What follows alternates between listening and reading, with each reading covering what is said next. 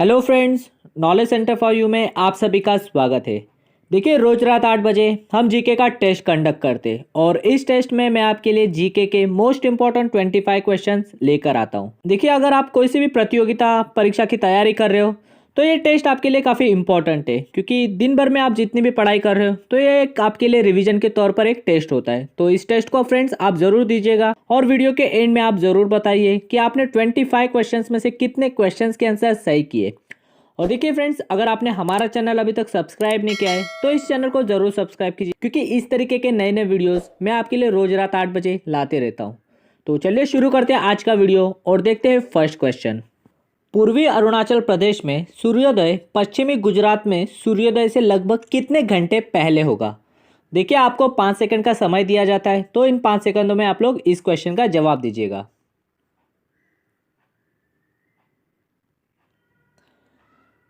तो इस क्वेश्चन का आंसर होगा ऑप्शन बी। पूर्वी अरुणाचल प्रदेश में सूर्योदय ये पश्चिमी गुजरात में सूर्योदय से लगभग 2 घंटे पहले होगा। ठीक है, अगला प्रश्न देखिए। नागार्जुन सागर बांध किस नदी पर बना है?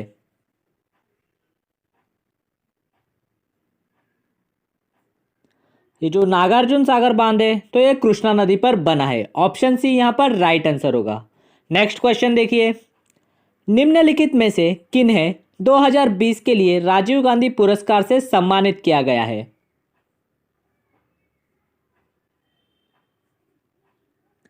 देखिए, इस क्वेश्चन का आंसर होगा ऑप्शन डी। रोहित शर्मा को 2020 के लिए राजीव गांधी पुरस्कार से सम्मानित किया गया है। और ये जो राजीव गांधी खेल पुरस्कार है फ्रेंड्स, तो ये सबसे बड़ा खेल पुरस्कार होता है। अगला प्रश्न देखिए। अभी वर्तमान में नीति आयोग के सीईओ कौन है?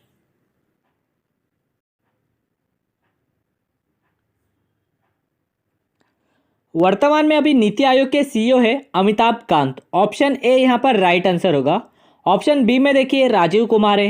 ये जो राजीव कुमार है तो ये नीति आयोग के उपाध्यक्ष है। ऑप्शन सी में नरेंद्र मोदी है, तो नरेंद्र मोदी ये नीति आयोग के अध्यक्ष है। ठीक है, अगला प्रश्न देखिए। पौधों में क्लोरोफिल बनाने के लिए किस तत्व की आवश्यकता होती है?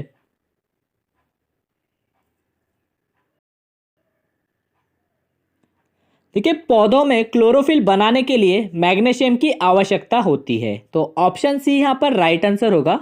देखिए, ये जो क्लोरोफिल है तो ये क्लोरोफिल के वजह से ही पौधों को हरा रंग प्राप्त होता है, ये भी आप लोग याद रखिए। अगला प्रश्न देखिए। निम्नलिखित में से कौन सा एक अर्धचालक नहीं है?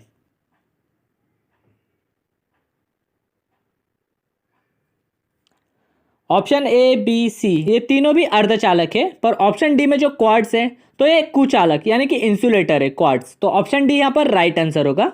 अभी अगला प्रश्न देखिए। भारत द्वारा छोड़े गए पहले रॉकेट का नाम क्या है?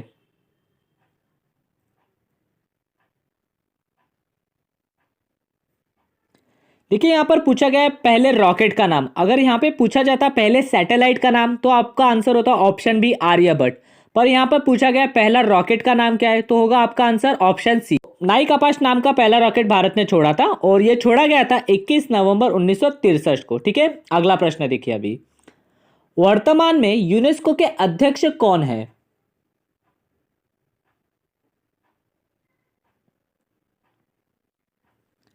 वर्तमान में यूनेस्को के अध्यक्ष है ऑड्री एजोले, तो ऑप्शन ए यहां पर राइट आंसर होगा।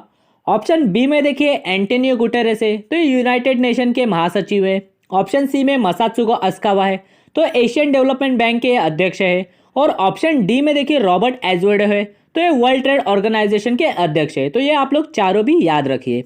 अगला प्रश्न देखिए। अभी भारत का सबसे बड़ा दूध उत्पादक राज्य कौन सा है?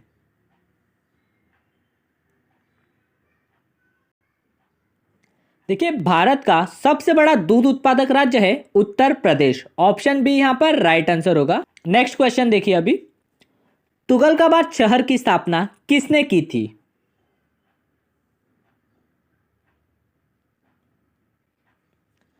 कि तुगलकाबाद शहर की स्थापना की गई थी गयासुद्दीन तुगलक द्वारा। ऑप्शन बी यहां पर राइट आंसर होगा। और ऑप्शन डी में देखिए सिकंदर लोधी है, तो सिकंदर लोधी से आपको क्वेश्चन पूछ सकते हैं कि आगरा शहर का निर्माण किसने करवाया था, तो उसका आंसर होगा सिकंदर लोधी ने आगरा शहर का निर्माण करवाया था। नेक्स्ट क्वेश्चन देखिए। अभी दिल्ली सल्तनत की दरबारी भाषा क्या थी?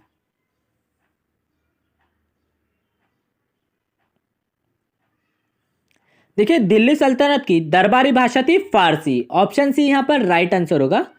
अगला प्रश्न देखिए, भारतीय रेल नेटवर्क का एशिया में कौन सा स्थान है?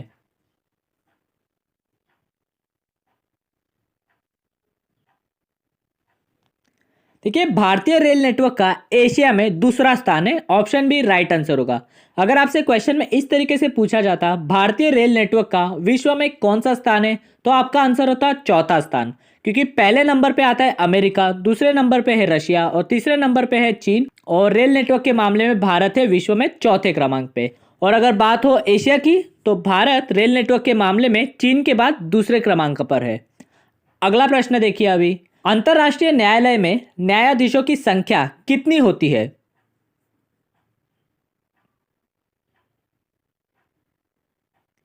देखिए, अंतरराष्ट्रीय न्यायालय में न्यायाधीशों की संख्या होती है 15। ऑप्शन डी यहां पर राइट आंसर होगा। और बात आई है अंतरराष्ट्रीय न्यायालय की, तो अंतरराष्ट्रीय न्यायालय से फ्रेंड्स आप लोग याद रखिए कि इसका हेडक्वार्टर है नीदरलैंड के हेग शहर में। और यहाँ पर क्वेश्चन न्यायाधीश के बारे में बना है, तो आप लोग न्यायाधीश के बारे में ये भी याद रखिए कि अंतरराष्ट्रीय न्यायालय में प्रथम भारतीय न्यायाधीश कौन थे, तो वो थे नागेंद्र सिंह। और अंतरराष्ट्रीय न्यायालय है तो उसके प्रेसिडेंट के भी नाम पूछ सकते हैं, तो उसके प्रेसिडेंट का नाम है अब्दुल कावी यूसुफ। अगला प्रश्न देखिए, अभी यह सबसे कम उम्र में भारत रत्न प्राप्त करने वाले व्यक्ति है।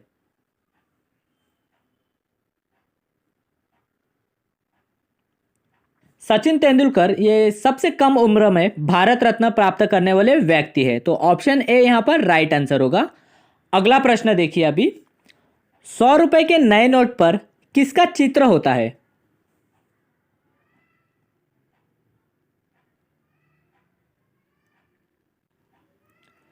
देखिए, 100 रुपए के नए नोट पर पीछे की ओर रानी का वाव होता है, तो ऑप्शन सी यहां पर राइट आंसर होगा। नेक्स्ट क्वेश्चन देखिए, अभी भारत का पहला तैरता एटीएम कहां स्थित है? तो इंपॉर्टेंट क्वेश्चन है फ्रेंड्स, इस तरीके के क्वेश्चंस आपको एग्जामों में पूछे जाते हैं। देखिए, भारत का पहला तैरता एटीएम ये कोच्चि में स्थित है। ऑप्शन सी राइट आंसर होगा। और ये जो तैरता एटीएम है तो इसको एसबीआई द्वारा शुरू किया गया है। अगला प्रश्न देखिए, भारत का सबसे बड़ा चाय उत्पादक राज्य कौन सा है?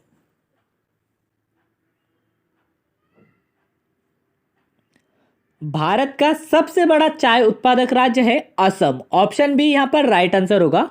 और ऑप्शन ए में जो कर्नाटक है, तो भारत का सबसे बड़ा कॉफी उत्पादक राज्य है कर्नाटक है। अगला प्रश्न देखिए, विटामिन डी का रासायनिक नाम क्या है?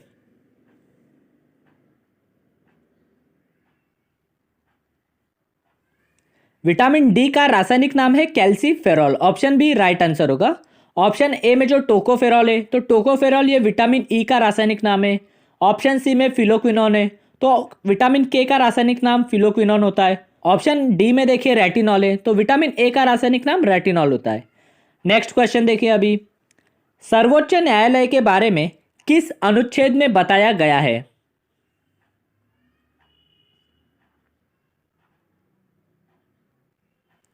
देखिए, सर्वोच्च न्यायालय के बारे में अनुच्छेद 124 में बताया गया है। ऑप्शन सी यहां पर राइट आंसर होगा। अगला प्रश्न देखिए, विश्व का एकमात्र महाद्वीप जो पूरी तरह दक्षिणी गोलार्ध में स्थित है?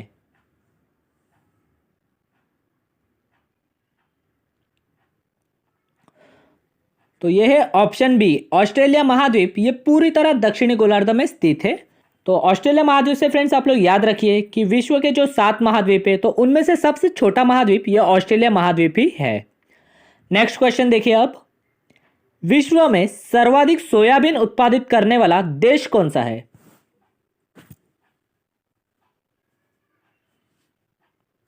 देखिए, संयुक्त राज्य अमेरिका में सोयाबीन का सर्वाधिक उत्पादन किया जाता है, तो ऑप्शन सी यहां पर राइट आंसर होगा। विश्व में सर्वाधिक सोयाबीन उत्पादित करने वाला देश है संयुक्त राज्य अमेरिका। अगर आपसे भारत के बारे में पूछ लिया जाए कि भारत में सबसे ज्यादा सोयाबीन उत्पादन कौन से राज्य में होता है, तो आपका आंसर होगा मध्य प्रदेश। याद रखिए ये भी।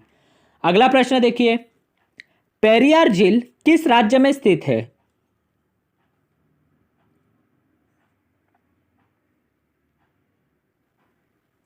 देखिए जो पेरियार झील है तो ये केरल राज्य में स्थित है। ऑप्शन डी यहाँ पर राइट आंसर होगा। अगला प्रश्न देखिए, राष्ट्रपति लोकसभा के लिए कितने सदस्यों को नामांकित कर सकते हैं?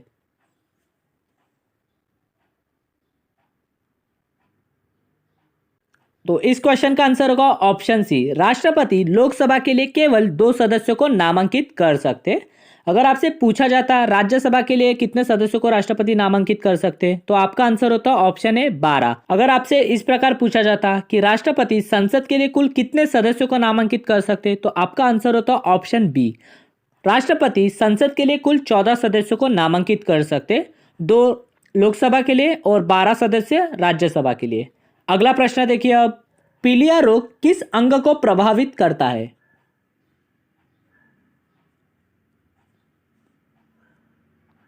तो पीलिया रोग ये यकृत को प्रभावित करता है। ऑप्शन बी यहाँ पर राइट आंसर होगा। और यकृत से आप लोग ये भी याद रखिए कि ये जो यकृत होता है यानी कि लिवर, ये मानवीय शरीर की सबसे बड़ी ग्रंथि होती है।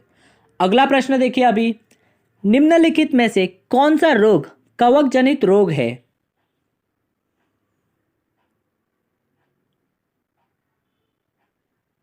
देखिए गंजापन ये कवकजन्य रोग है, तो ऑप्शन डी यहाँ पर राइट आंसर होगा। देखिए फ्रेंड्स, ये था हमारे वीडियो का आज का आखिरी क्वेश्चन।